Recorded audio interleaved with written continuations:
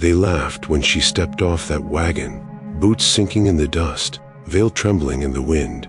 Her dress strained against her frame, but her eyes, they burned steady, like lanterns that refused to go out.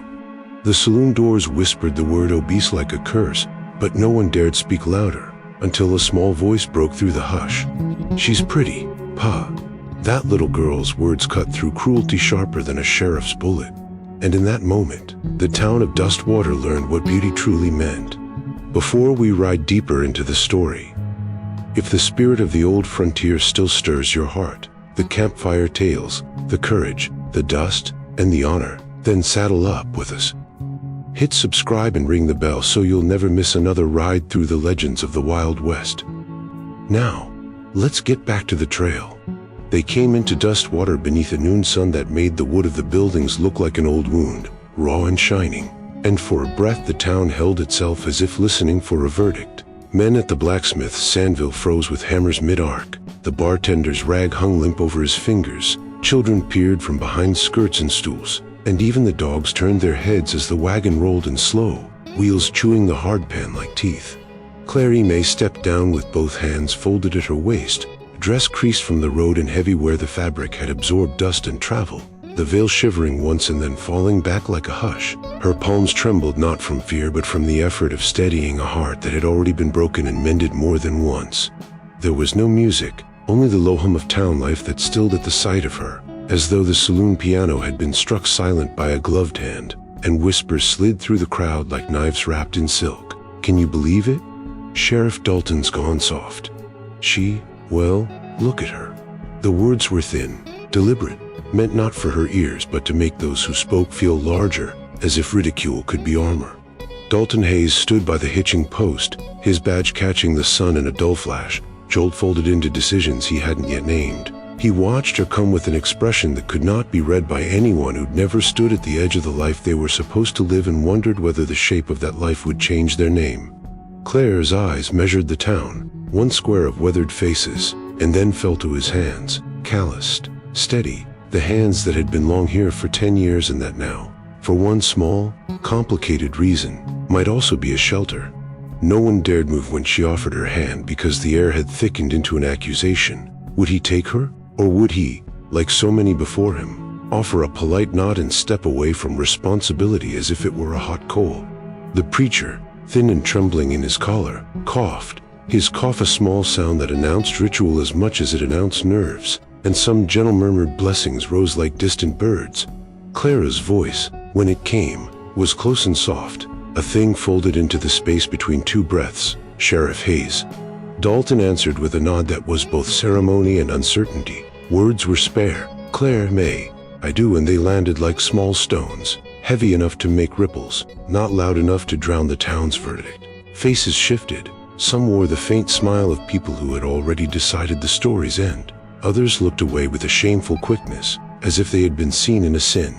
Children, less practiced in cruelty, pressed forward on bare toes and then were pulled back by stern hands. The barber spat in the gutter and the saloon keeper exchanged a look with his wife as if this were a joke they had told themselves for years and now found tired. Clara felt the sting of those looks but did not retreat. She had come for something that had nothing to do with the ledger of gossip and everything to do with a promise, an exchange of steadiness for steadiness, two lives given terms to one another regardless of what the town whispered. She lifted her chin when a woman on the porch let loose an uncawed laugh. She showed her teeth in a small, private smile when a child's wide eyes met hers and did not flinch, just settled around their boots like the last coat of a long, slow day. And though the moment was small, a man holding out his hand to a woman in a dress too tight at the seams, it held the weight of a beginning that most of Dustwater had already decided to misread.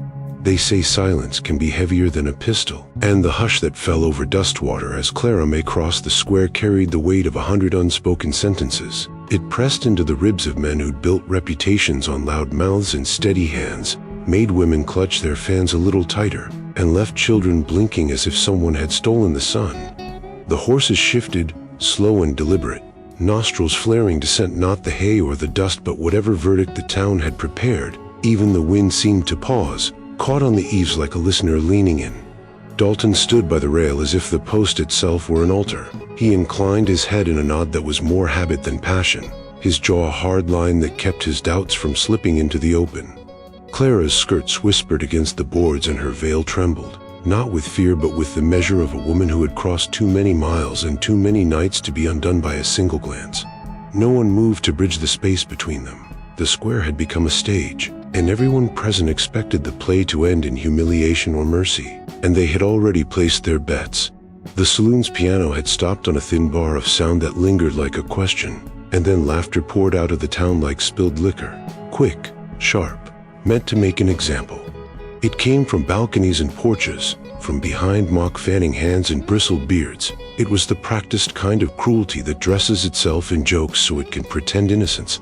"Well, would you look at that?" someone called, and the call rippled. Sheriff Hayes found him a bride. Other voices echoed, "Hope he's got a strong appetite for trouble." That dress must have been on sale, and the words rode the air with a venom that tasted of small towns swallowing larger truths. Clara felt the laughter like a braid of cold and hot, stinging, then settling into the place where old wounds had once been stitched, and yet she kept her head up. She answered not with accusation but with a stillness that made the laughter sound suddenly clumsy and small.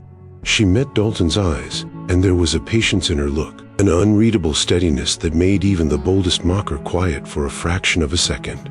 In that sliver of silence Mary Lou, small and direct as a thrown stone, stepped from behind her father's coat.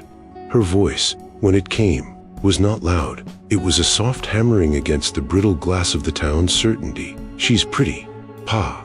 The words were a simple verdict without guile, and they landed with a force that surprised even Dalton. The laughter, which had been a wave, broke into scattered murmurs, then rustled into uneasy stillness as if someone had taken up a lantern and shone the town itself in the raw.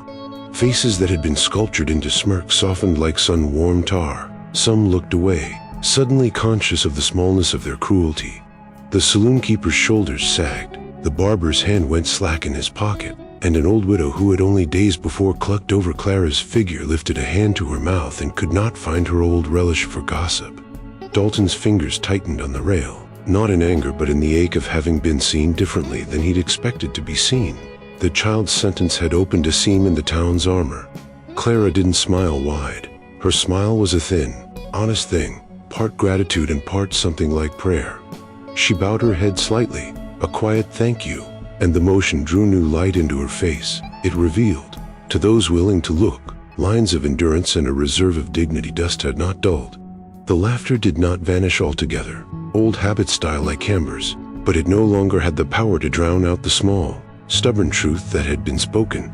Beauty does not always announce itself in the way a town expects. In the space that followed, the air felt altered. Talk resumed in lower tones, as if people were learning how to measure words they'd used carelessly for years. And while the weight of silence had been suffocating when it meant to judge, it had, in that breath between the laugh and the child's voice, turned into something else, a quiet that made room for a new kind of listening. Mary Lou's small head peered out from beneath her father's duster like a bright thought in a somber sentence, her braids two tidy punctuation marks against a world that prided itself on bluntness, and when she stepped forward the square seemed to inhale. She was 6, which in Dustwater meant she'd already been taught how to fold a smile into the shape of civility, how to lower her eyes and keep her feet still when adults made sport of other people's lives. But she had not yet learned to layer her words with the iron filigree of cruelty, and that made what she said land like a fresh stone into a still pond. "She's pretty, Pa." The sentence was plain, no flourish, no stagecraft, spoken with the simple conviction of a child who names what she sees and expects the world to agree. It arrived in the town's practiced murmur, that long-rehearsed litany of soft jabs and sharp laughter, stuttered and lost its rhythm. Faces turned not because they wanted praise for the child, but because they wanted to see what the sheriff would do, whether the man who wore the law on his chest would allow tenderness to stand in public or would flatten it under the heavy boots of reputation. Dalton's mouth tightened as if an old seam had been tugged. The surprise on his face was not the comic startle of a man who had been tricked, but the trembling stillness of someone whose private compass had been quietly rerouted. Clara's shoulders eased as though the air had changed texture. She came forward and knelt because that act alone, a woman lowering herself to the height of a child, Was gravity enough to recalibrate the square? "Thank you, sweetheart," she said, and her voice was the softest kind of armor, the kind that does not cut but holds, a warmth laid over an ache. The laughter that had been a tide, sailing with pride and small cruelty, pulled back as if embarrassed, leaving in its wake a hush that was not pious but uneasy. The saloon keeper's grin fell into a puzzled frown. The women on the porches smoothed their skirts with hands that suddenly sought excuses, and the men who had been poised to trade jests like cards found their hands empty and uncertain. For a moment the only sounds were ordinary. The creak of the wagon, a horseshoe rasping on the plank, the faint drip from a barrel, noises that made the child's simple sentence gleam brighter against the everyday. Mary Lou, unbothered by the hush, reached and took Clara's hand. She found it warm and worked, the palm mapped in lines of living, and she wrapped her small fingers around it the way children anchor themselves to truths they mean to keep. Dalton watched the exchange as a man watches a mirror when the face in it is something he had not expected. He saw, reflected in the child's unguarded verdict, a truth he had been unwilling to admit in public, that a life can be whole and generous without fitting a town's tidy idea of beauty. The saloon keeper, who had only breaths before been polishing a glass to distract from speech, set the glass down and looked at the plank, unable to find foothold for the jest he'd practiced. The women who traded gossip like currency found the market suddenly poor. Even the blacksmith's hammer paused in its swing, mid-arc, as if the town's rhythm had been asked to change its beat. Shame, subtle and unspoken, settled like a dusting of fine powder over faces that had worn arrogance as armor. It did not burst into confession or contrition. Crowds seldom do, but it began the slow business of unlearning. Claire rose when Mary Lou tugged, and she rose without demand or reproach. She did not call out how deep the town's meanness had been. She did not lecture or scold. She simply stood as a woman who had been seen, and in that seeing there was no need for dramatics. The child's voice had been a small, precise instrument, a slingshot that cracked a pane in a house of mirrors, and it revealed the town's reflections for what they were: distorted, unkind, and therefore optional. Dalton reached for Clara's hand in a movement that was quieter than a proclamation and truer than most oaths, and in that held hand there was the architecture of a life to be built, not with spectacle but with steady turns and patient labor. Mary Lou swung her arm with the confidence of a child who has taken root in a good fact, and Dustwater, which had been primed to judge and to be amused by the misery of others, found itself learning in the space of a single breath what a modest, stubborn kindness could do to undo a town's habit. The wedding unfolded beneath a sky the color of din, silent and watchful, as if heaven itself were uncertain whether to bless or pity what it saw below. No organ sang, no strings wept, only the dry hum of wind slipping through the cracks in the church walls, carrying the faint scent of dust and horses. Inside, the pews were half filled with faces carved from the same wood as the benches they sat on, stern, expectant, curious. They weren't there for love, they were there for spectacle, for the slow unraveling of a story they believed they already knew. Clara May stood before the preacher, her veil trembling with every uneven breath. Beneath it, her lips moved in silent prayer, not for acceptance but for strength, strength to bear the weight of vows spoken into air that had never felt so dry. Dalton Hayes, in his sheriff's coat that had seen more violence than tenderness, recited his lines as though reading from an arrest warrant. "I, Dalton, take thee, Clara." His voice was measured, formal, stripped of intimacy. Each word fell heavy, unsoftened by affection, but carried an untremor, duty pressed against hesitation. The preacher's voice cracked as he continued, his Bible quivering in age-spotted hands, his eyes darting between the couple as though hoping to find some trace of grace to anchor the ceremony. Outside, a lone horse snorted, breaking the fragile quiet. Inside, Clara's heart pounded against her ribs, each beat a reminder that she was being bound not to a man's affection but to his promise, a promise born of loneliness, perhaps guilt, perhaps something deeper neither had words for. When the preacher finally declared them man and wife, there was no applause, no joy, just the creak of wooden pews as the witnesses rose, their murmurs rustling like dry leaves. Clara turned to face Dalton.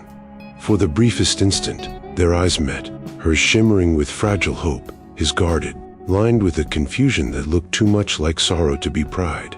She smiled anyway, a small, trembling curve that spoke of a woman determined to find dignity in whatever life offered. Dalton nodded once, as if sealing a deal rather than beginning a life. They stepped out of the chapel together into the sunlight that had turned harsh and white, their shadows long and barely touching on the dust-packed ground. The air outside was a relief and a judgment all at once. Clara adjusted her veil with slow fingers, willing her hands not to shake. She could feel the town's gaze pressing on her back, hear the whispers already beginning again. Sharp, slicing, eager to fill the quiet left by the vows, Dalton offered his arm out of habit more than desire. She took it, because that was what was expected of a bride, even one the town pitied. They walked down the narrow lane, the dust swirling around their boots in little ghosts of motion, until Mary Lou's small feet broke the spell. The child ran ahead, her laughter pure and defiant, the only sound in a town that had forgotten how to be kind.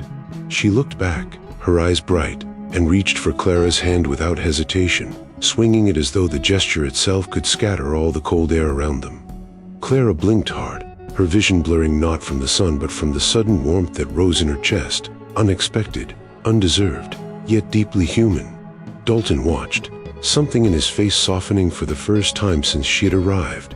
The sight of his daughter's hand wrapped around Clara's, small fingers gripping trust without question, loosened a knot he hadn't realized had been tightening for years. And as they walked through the murmuring crowd, their steps uneven but strangely in rhythm, the faint seed of something like belonging settled in the dust behind them.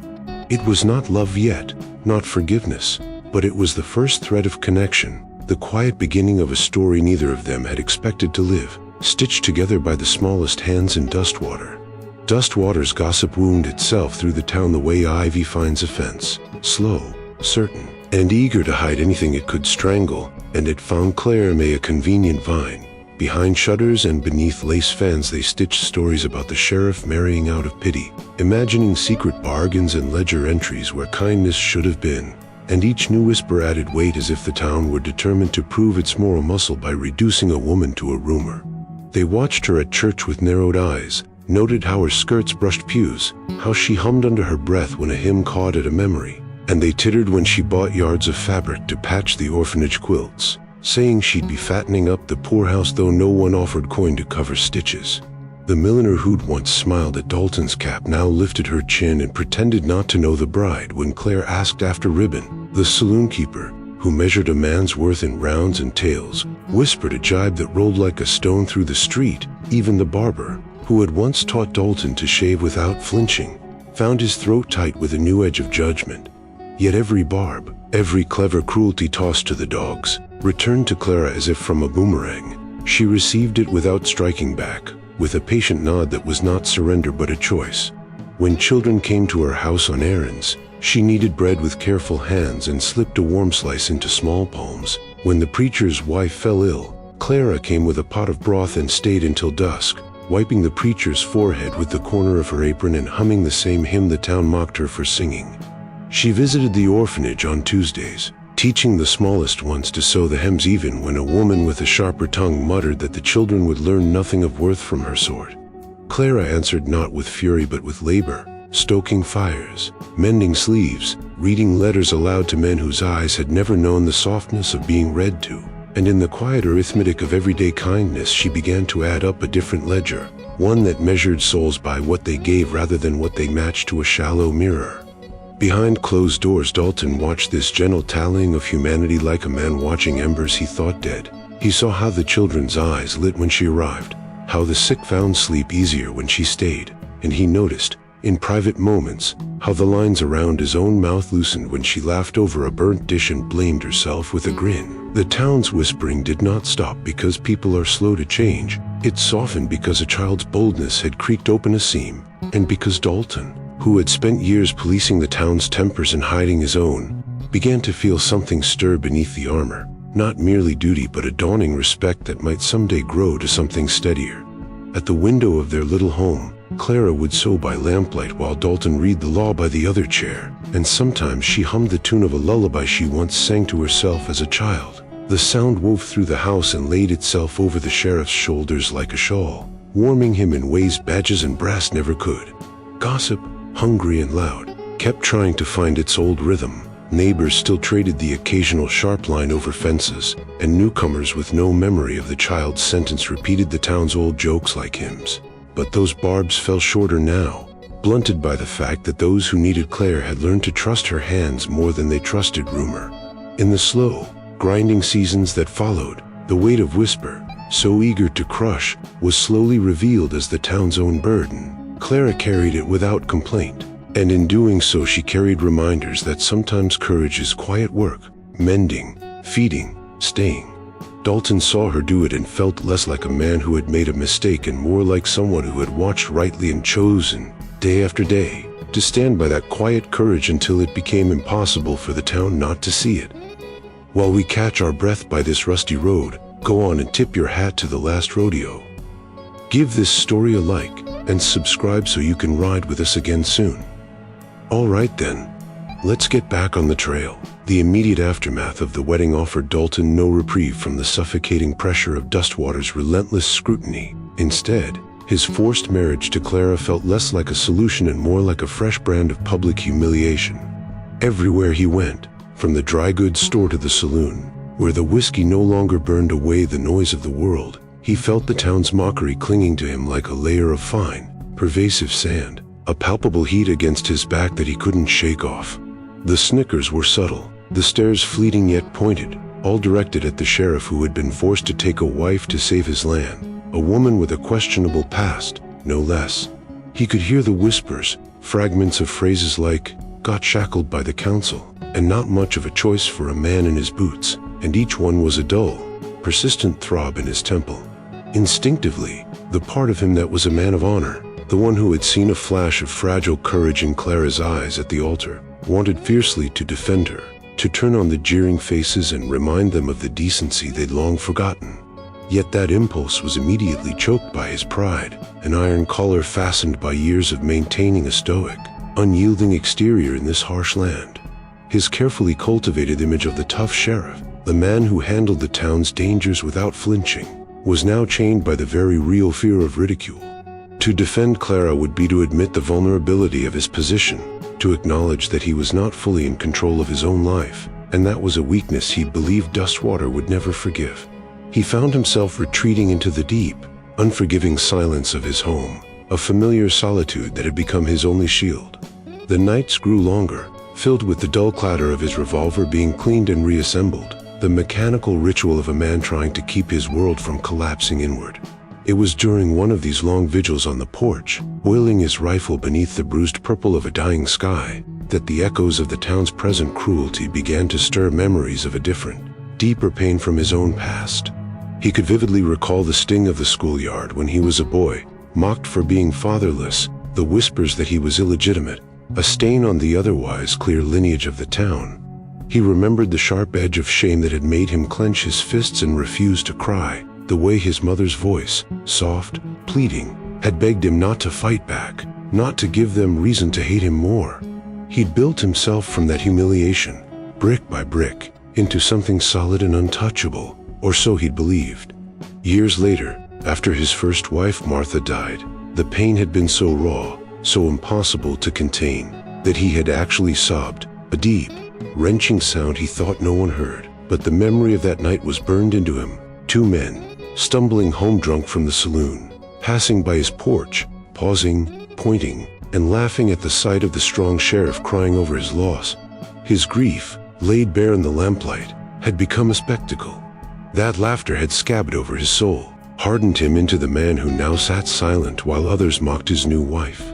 Yet as he stared out into the desert, its horizon fading into darkness, he realized with a start that the cruelty he now faced, the sneering judgment of his neighbors, was not an expression of their strength or moral superiority.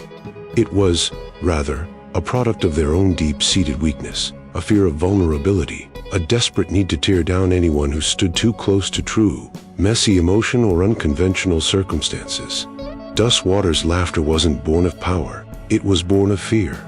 And for the first time since Clara's arrival, he felt a strange, reluctant understanding bloom in his chest. She, too, had lived beneath that same shadow of judgment. She, too, had learned to walk through mockery without letting it claim her spirit. In that painful recognition, Dalton felt the faint, unfamiliar stirrings of kinship, a connection neither romantic nor noble yet, but human, raw, and quietly redemptive. It was the first crack in the armor of his pride, and through it, something warmer began to seep in, something dangerously close to grace.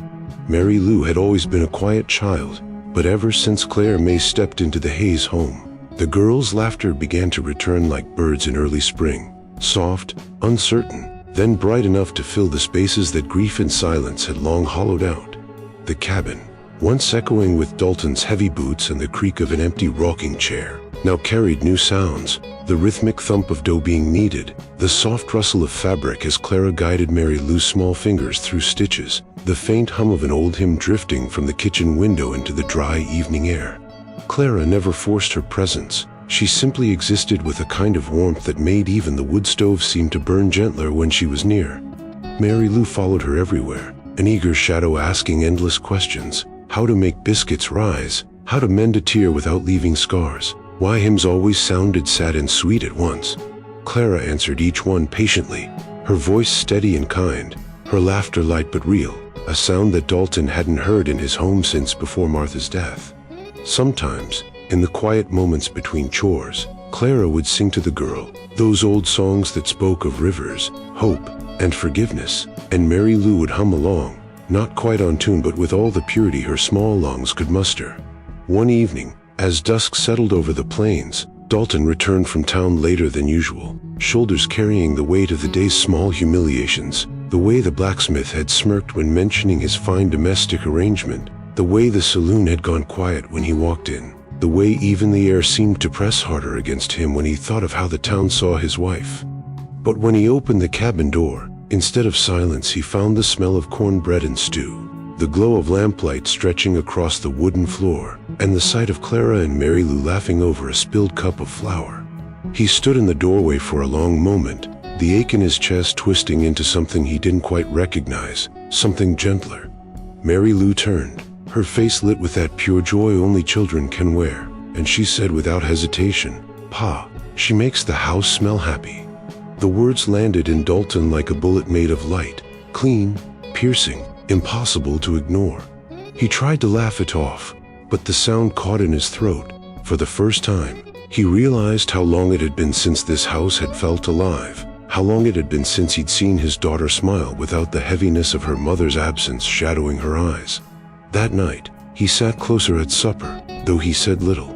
He listened instead, to the clink of spoons, to the sound of Mary Lou's chatter, to Clara's laughter, which filled the air like soft firelight.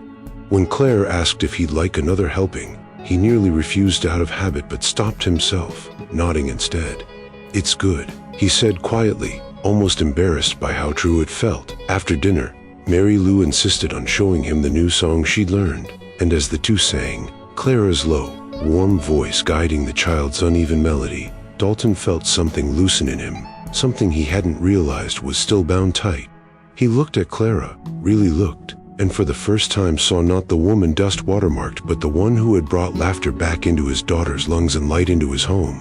He didn't speak the gratitude forming in his chest, didn't yet know how, but that night he stayed awake long after they'd gone to bed, listening to the echo of their song.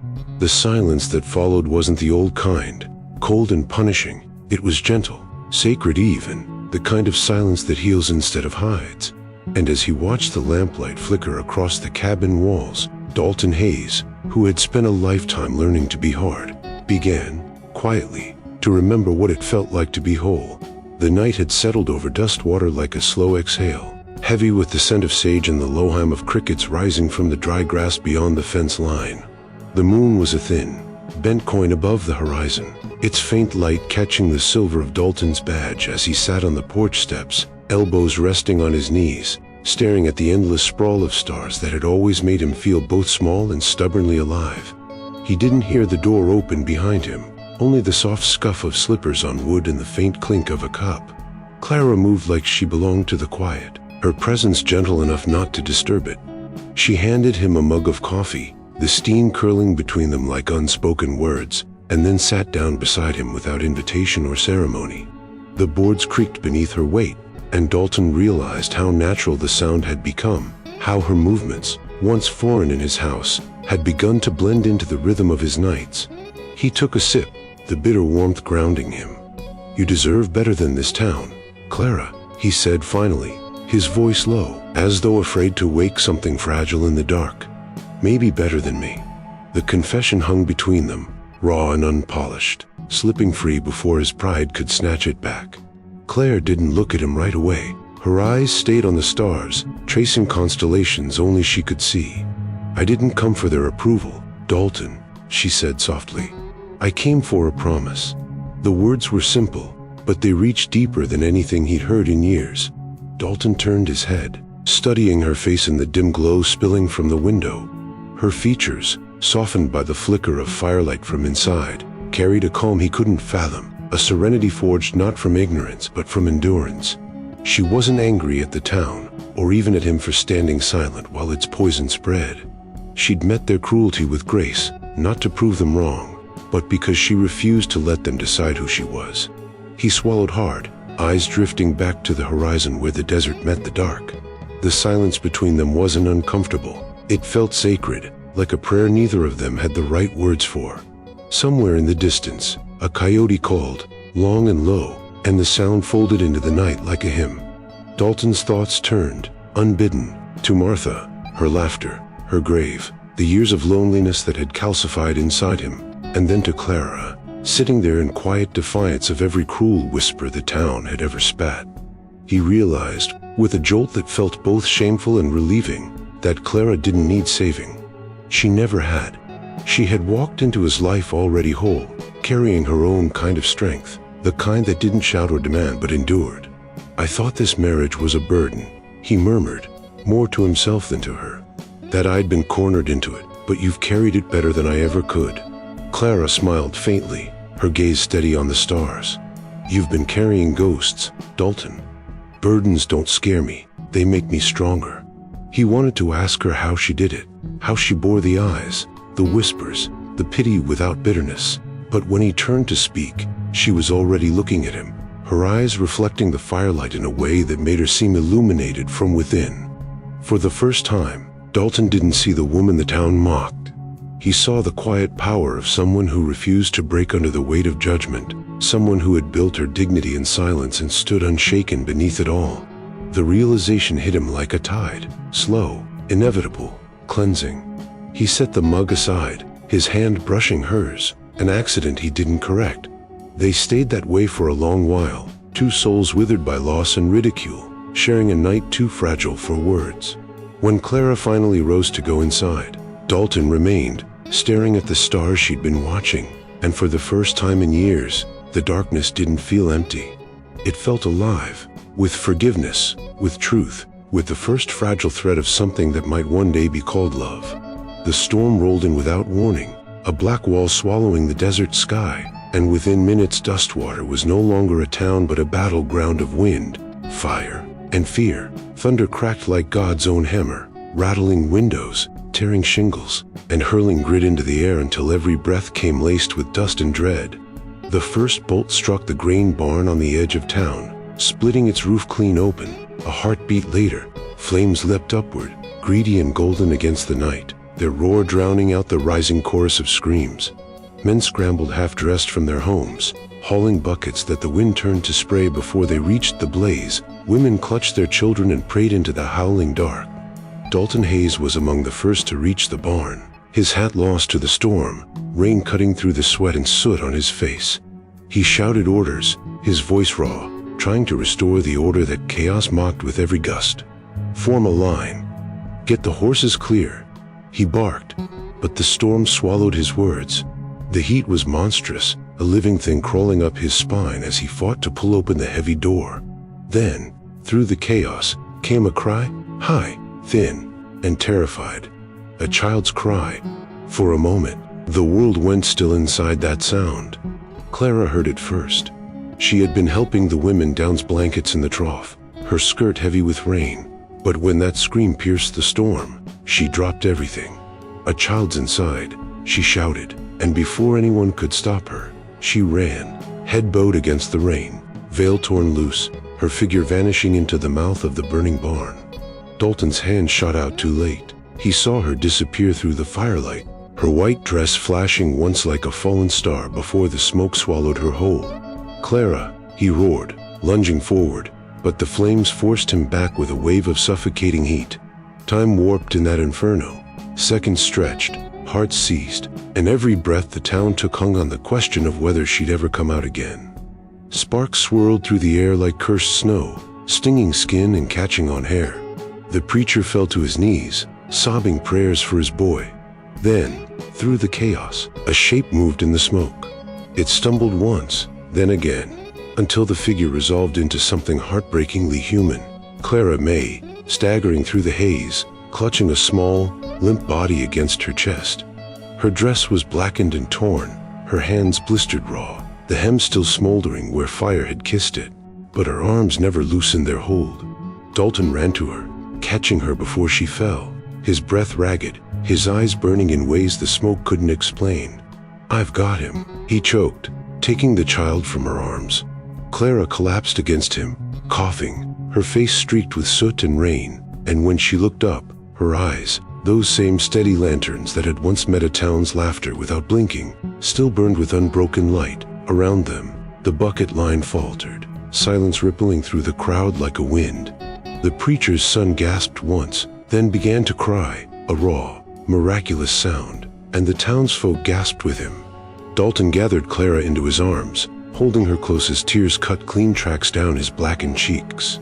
"You could have died," he whispered, voice breaking, but she only smiled faintly, whispering back, "He could have, too."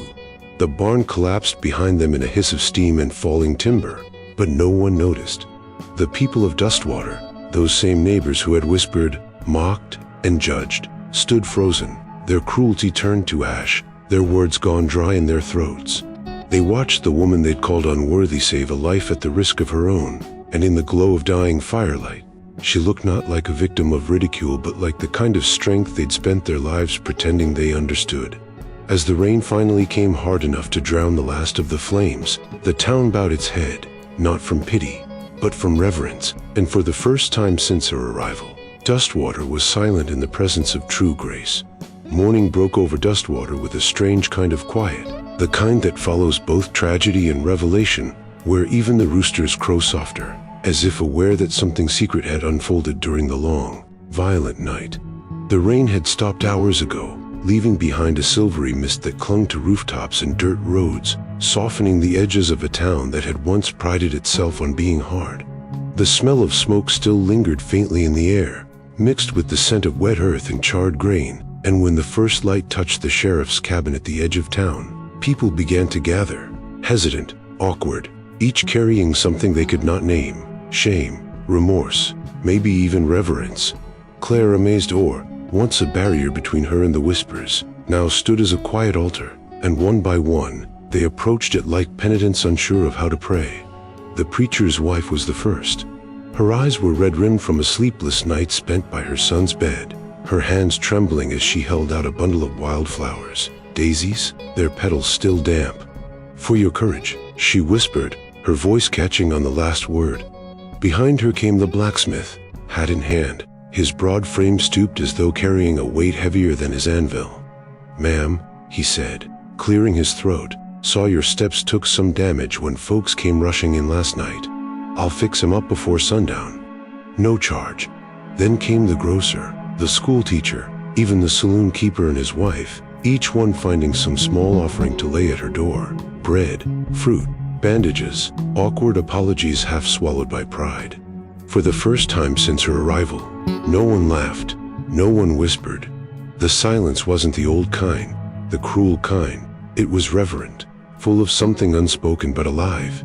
Inside, Clara sat at the small table, her arms wrapped in linen, her palms raw and red beneath the bandages, but her face held the soft calm of someone who had long ago made peace with pain. When Dalton opened the door to let the townsfolk in, she looked up from the teacup she was holding, the faintest smile touching her lips. "Morning," she said, her voice still raspy from smoke. "You didn't have to trouble yourselves." The preacher's wife shook her head, tears brimming. "It's us who caused the trouble," she murmured, and that broke something open, like thunder rolling far off in a clearing sky. The people began to speak, one after another, their words halting in hummo, apologies without ceremony, gratitude without theatrics. Clara listened to every one of them, not interrupting, not deflecting. She simply nodded, her eyes soft but steady, her presence as grounding as the earth itself. When they were done, she rose, slowly, carefully, and thanked them all, her voice carrying the warmth of a hearth after a long storm. "You've all got kind hearts," she said gently, and the irony was lost on no one. Yet there was no bitterness in her tone, no hidden blade behind her grace. Forgiveness seemed to fall from her like morning rain, quiet and clean, washing the dust from every bowed head outside the door. Dalton stood beside her, his gaze fixed not on the crowd but on her, watching the way she carried the moment, not as someone owed redemption, but as someone who'd given it freely long before anyone thought to ask. The people lingered after, unwilling to leave, the way one lingers near the end of a hymn that's almost too beautiful to end. When they finally drifted away, Dustwater looked different somehow, lighter, though the buildings were the same, though the streets were still cracked and the air still dry. Clara sat again by the window, sunlight pooling around her like a blessing, and for the first time, the town she'd walked into alone now breathed in rhythm with her, no longer cruel, no longer watching for her to fall, but listening, quietly, to the steady grace of her survival. While we catch our breath by this dusty road, go on and tip your hat to the last rodeo. Give this story a like, and subscribe so you can ride with us again soon. Alright then, let's get back on the trail. The morning sun over Dustwater was sharper than usual, a blade of gold cutting through the thin veil of smoke that still clung to the horizon. And as Sheriff Dalton Hayes rode into town, the people who saw him felt that something in the air had shifted, though they couldn't yet name it. His posture was the same, straight-backed, steady, but there was a gravity in his presence that wasn't born of authority this time, but of conviction, something deeper, quieter, and far more dangerous to the complacent hearts of men. The hooves of his horse struck the dirt road in rhythmic defiance, a sound that carried through the early bustle of shopkeepers and wagon wheels, and when he dismounted outside the saloon, all the familiar faces paused in their work, sensing the edge of the reckoning they had asked for. Dalton tied his reins loosely to the post, dusted off his coat, and pushed through the swinging doors into the thick smell of smoke and stale liquor. The piano stopped mid-tune, and a dozen pairs of eyes turned toward him, half in habit, half in fear. Behind the counter, the saloon keeper, a wiry man named Red Larkin, looked up from polishing a glass, his grin thin and mocking. "Well, if it ain't the law himself," Red drawled, his voice slick with whiskey. "Heard your missus made quite the show, Seven, the preacher's boy. Brave woman, though I reckon she's got enough size to block the fire herself." Laughter bubbled up from a few corners, nervous and ugly, the kind of laughter men use to test how far cruelty will travel before it bites back. Dalton didn't speak at first. He simply walked forward, his spurs whispering against the warped floorboards, the room shrinking with every step. When he reached the counter, he took off his badge, the symbol of everything he'd spent a decade wielding like a weapon, and set it down with a metallic crack that sliced through the room like a gunshot. The laughter died immediately. "That woman," he said, his voice low but carrying like thunder rolling across the plains, "has more courage than this whole town combined." The silence that followed was total, the kind that didn't just fall but suffocated. Dalton's gaze swept the room. Men who'd mocked, women who'd whispered, and no one could meet it. "You've all got something to say when it's easy," he continued, his tone still calm, still cold. "When it costs nothing. But when fire came for Dustwater, when that barn went up and a child screamed inside, none of you moved. Not one." She did. He leaned in closer, his hand resting lightly beside the badge. "You'll think before you speak her name again. And if you don't, I won't need this badge to remind you what respect looks like."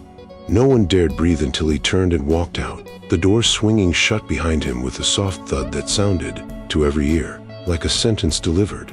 Outside, the air seemed cleaner, the light warmer, and for the first time in years, Dalton didn't feel the badge's weight pulling at his chest. He felt lighter, freer, as though he'd finally set something right that had been crooked inside him for too long. By noon, word of the saloon had spread through every corner of town, not through gossip this time, but through a kind of odd silence, as if people were trying to understand what had changed in their sheriff and in themselves. No one tested him after that, but it wasn't out of fear. When he walked through the streets, men tipped their hats out of genuine respect, and women who had once turned away now greeted Clara with soft smiles and nods. His authority was no longer born from the gun at his hip or the badge on his chest. It came from the man he'd finally allowed himself to become. That night, when he returned home, Clara was sitting by the window, sewing by lantern light, and for a long time he simply stood there, watching her hands move, steady and sure. When she looked up and met his eyes, Dalton realized redemption didn't always arrive with trumpets or thunder. Sometimes it came quietly, like dawn, through the steady grace of a good woman and the courage to finally see her clearly. Seasons rolled over Dustwater like the slow turning of a great wheel, summer's blaze softening into the gold hush of autumn, then into the crisp bite of winter, until spring returned with its shy promise of renewal. And through it all, Clara may move through the town as though she had always belonged there, her steps measured, her smile unshaken, her quiet presence anchoring a place that had once mocked her name. The barn that had burned was rebuilt by the hands of men who could no longer meet her eyes without remembering the night she'd walked through fire for another's child, and each hammer strike on the new board seemed to echo the slow rebuilding of something inside the townsfolk themselves. Her body still carried its softness, her frame still broad and strong, but now the people of Dustwater no longer saw a target of ridicule. They saw a living monument of grace and endurance. The same weight they once sneered at had become, in their eyes, a symbol of strength.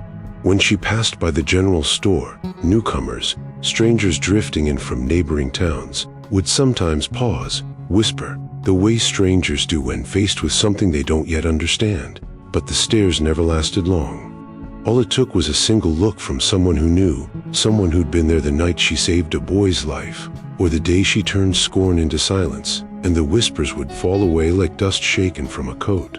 Her laughter, which had once been cautious and rare, now rolled freely through the main street, rising above the sound of wagon wheels and hammer blows. She'd sing sometimes, soft but sure, while tending the flowers by the churchyard, hymns that caught on the breeze and drifted through open windows into homes that had grown used to their melody. It was said the children loved her most. They followed her like ducklings, their small hands reaching for the comfort of her apron, their eyes bright when she taught them how to knead bread or plant seeds. In her presence, the world felt slower, safer, and kinder. Even the preacher, whose sermons had once leaned heavy on sin and repentance, began to speak more of forgiveness, more of kindness, and when asked what changed his heart, he'd simply glance at Clara and smile, as though the answer was self-evident. Dalton watched this transformation with a reverence that bordered on awe. He had known the feel of command, of control, of wielding authority through fear, but now he learned the quiet authority that came from goodness, the kind that asked for nothing, demanded nothing, yet reshaped the soul of a town. When Clara walked beside him on Sundays, he felt not pride, but peace, and that peace was worth more than all the badges he'd ever worn. Yet what struck him most was how easily she carried it all. The memory of their cruelty, the echoes of laughter that once trailed her like a shadow, and how she never spoke of forgiveness as though it were something to be granted, but as though it had always been the natural way of things. One evening, as the sun dipped low and painted Dustwater in amber light, Dalton found her on the porch humming to herself, her hands resting over a small bowl of flour. "You never hated them, did you?" he asked quietly, already knowing the answer. She smiled without looking up. "Hate's just another kind of weight, Dalton. I got tired of carrying what ain't mine." He sat beside her, the truth of her words settling deep in his chest, and for a while they said nothing, content to listen to the soft rustle of the wind moving through the sage. The town, too, had begun to understand what she meant, though none could phrase it so plain, that what they'd called her burden had never been hers at all. It had been their own, made of judgment, pride, and smallness. And as the stars began to bloom across the darkening sky, Dustwater, once a town of gossip and cruelty, seemed lighter somehow, as if the two had finally learned to set down the weight it was never meant to bear. Mary Lou Hayes grew up with Dustwater's red dust in her hair and her mother's words stitched quietly into her bones, a child raised not by the iron rules of the West but by the gentler truths that Clara May had lived without preaching. The house on the hill, once shadowed by whispers, had become a place of stories and laughter, where the scent of bread baking mixed with the sound of Dalton's voice teaching her how to ride and Clara's songs drifting through the open window like threads of sunlight. Yet of all the lessons she learned beneath that roof, none stayed with her more deeply than her mother's quiet reminder, spoken one evening as they sat by the porch watching the sun slip behind the ridge. Don't ever measure beauty by eyes that have forgotten how to see. Mary Lou didn't fully understand it then, but she wrote it in her school book anyway, between arithmetic problems and spelling drills, tracing each word carefully as though afraid they might fade if not anchored in ink. Years passed, and Dustwater aged with her. Its hard edges softened, its old cruelties warmed down like stones in a river. The people who had once laughed now spoke Clara's name with reverence. Her story had become something like a psalm, retold in hushed tones at gatherings, a reminder of how grace could take root even in the dust. When travelers passed through, they would ask about the woman who'd walked through fire to save a child, and the townsfolk would point toward the churchyard, where wildflowers grew thickest near her grave, and they'd say, "That's where she rests, Clara Hayes, the bravest heart Dustwater ever knew." Mary Lou would stand at the edge of those conversations sometimes, smiling quietly, her chest swelling with the kind of pride that didn't need words. She was a young woman now, her features carrying both her mother's warmth and her father's strength, and though she'd inherited her father's steady gaze, it was Clara's wisdom that shone through it. She'd often sit with the schoolchildren under the big oak near the well, telling them stories not of gunfights or sheriffs or outlaws, but of kindness, the kind that didn't make noise but could stop a whole town in its tracks. Once, she'd say, "People here forgot how to see. They saw only what was different, not what was good." But a single sentence reminded them. Then, her voice softening, she'd whisper, "She's pretty, Pa," and though most of the children were too young to understand its full meaning, they would feel it, the hush that followed, the weight of those words still echoing through Dustwater like a hymn. Even Dalton, older now and grayer at the temples, found himself listen whenever she spoke, as if hearing the past reframed through gentleness. He'd watch her from the porch sometimes, remembering the day years ago when those same words had cracked open the cruelty of a town and begun to rebuild something finer in its place. "You've got your mother's heart," he'd tell her, his voice thick, and she'd smile that soft, knowing smile that was pure Clara. As Mary Lou grew, people came to see her as Dustwater's compass, steady, fair, unshaken by the shallow judgments that once poisoned the air. When she eventually married and had children of her own, she told them what Clara had told her, what had once healed a broken town, that beauty isn't a mirror for others to approve, it's a light you tend within yourself, even when the world tries to dim it.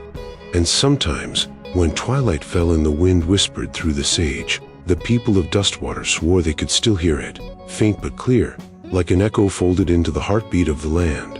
One small, innocent voice saying across time and dust, "She's pretty, Pa," reminding them all of the day the town learned to see again.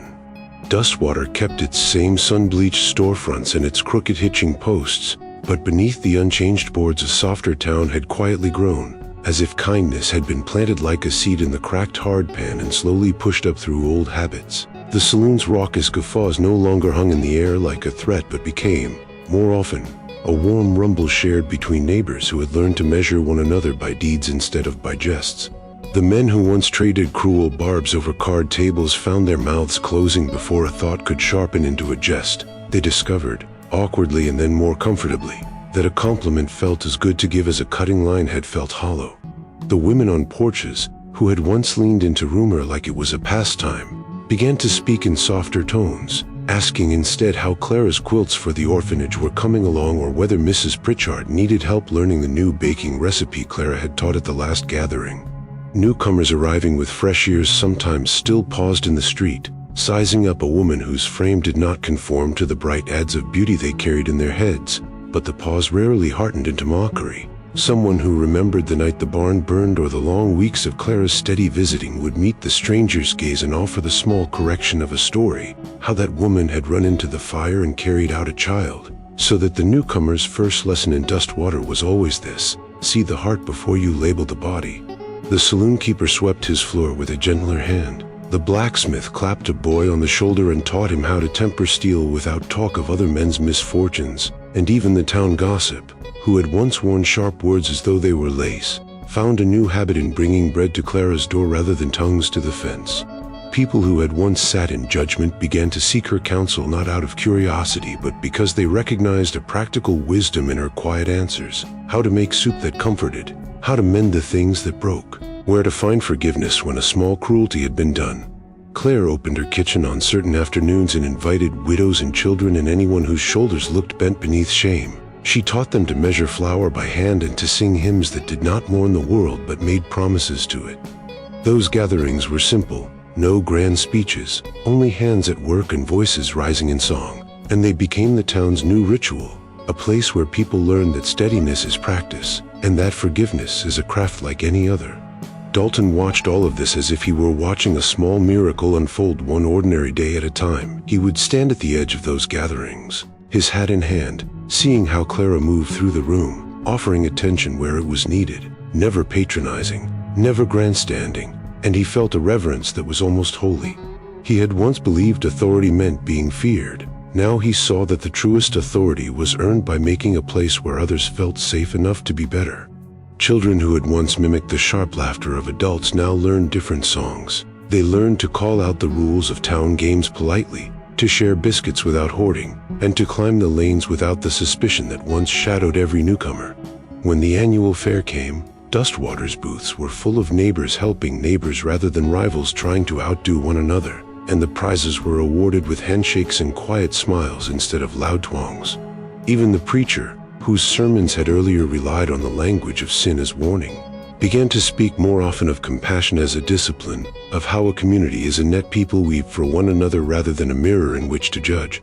In dusk's cool hush the town felt different underfoot. The same dust that had once carried whispers now held the echoes of children's laughter, Clara's songs, Dalton's more gentle steps, and Mary Lou's bright voice correcting a youngster who learned a thoughtless rhyme. The transformation was not sudden or theatrical. No one woke one morning and declared the old Dustwater dead, but rather it was stitched in small acts, a repaired step, a loaf left on a stoop, a hand offered at a gate. And when strangers asked why the town seemed to have lost its sharp edges, folks would point quietly toward the little cottage on the hill and say, "She taught us how to carry one another," and the answer, simple as bread, felt enough. Years later, Dustwater gathered at sunset as if the whole town had remembered to breathe together. The sky folded itself into a slow, forgiving gold, and people came in pairs and alone, in patched coats and tidy dresses, carrying lilies and small bouquets, their faces softened by years that had taught them what courage looks like when it does not demand applause.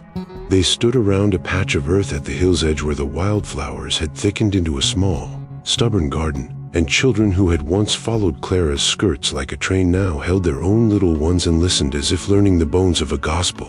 Dalton moved among them with a quietness that had not always been his. His shoulders were broader in the way sorrow and steadiness broadened a man, and his hands were steady as he carried forward the lantern that had burned in their cabin on more nights than anyone counted. That small lamp had been a witness to laughter and confession, to quiet mending and sudden courage, and now he set it gently on the mound of fresh earth with the tenderness of someone laying down something sacred. Mary Lou stood beside him, a woman grown and gentle, the same clear-eyed child who had spoken a sentence that once split a town's mockery like a rock. And when she bent to smooth the blanket of soil, her fingers trembled not from doubt but from the weight of a lifetime of lessons learned by watching rather than commanding. Neighbors who had once leaned at fences to trade barbs now stood with their hands folded, some furtively wiping faces that had not supposed they'd water at her graveside. The saloon keeper with a rough laugh, the blacksmith with flowers still ground into his sleeves from Clara's teaching, the preacher with an easier voice, all of them had come, and no one mocked. Not even the newcomers who'd been told the story and had to see with their own eyes what a whole life of quiet grace looks like. The preacher offered a few plain words, no sermons, only thanks, and then passed the moment over to the long, lovely silence that hovers when people know the truth and cannot find language large enough to hold it. Dalton lifted the lantern, its glass still with soot yet still holding light, and set it on the small mound. The flame inside trembled at first, then steadied, throwing a circle of gold that seemed to fold the town in like a benediction. Mary Lou drew near, and the memory rose in its old shape. 3 words that once cleaved the air and, in doing so, cleaved the town's heart open to something kinder. "She's still pretty, Pa," she whispered, the sentence now worn smooth by years, a talisman rather than a surprise, and it rolled through the crowd with the ease of a remembered hymn. Dalton's hand found hers, fingers closing not in ownership but in a shared reverence. He looked down at the lantern and then at the faces around him and felt, plain and true, that nothing they had been taught to value could outshine the steady warmth that woman had given freely. People began to speak then, not in the clipped tones of gossip but in stories, small, human things, how Clara had mended a child's doll in winter, how she'd taught a widow to bake until the widow's cheeks lost their sharpness, how she'd sung soft hymns that soothed frightened men after long days. Each memory laid another stone on the path she'd made for them, a path away from sharpness, toward the steadiness of hands that labor for others without spectacle. As the sun fell and the first stars pricked the dark, the lantern's light grew clearer, and Dustwater, which had once been a place quick with judgment, glowed instead with something that felt like the truest wealth, warmth.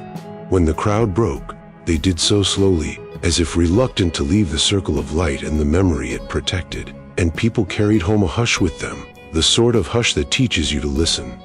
The world beyond the ridge could still be hard, and the old slights might echo for a time, but at that grave, beneath the fading day, Dustwater carried a different inheritance, the knowledge that beauty is not measured by mirrors or the loudness of tongues, but by the small, steady lights people set down for one another. If this story stirred a memory or two, saddle up with us again. Hit subscribe and help keep these old frontier tales alive. Out here, every name, every trail, every sunset still matters. So till we meet again, friend, keep your hat tipped to the past and your heart pointed west.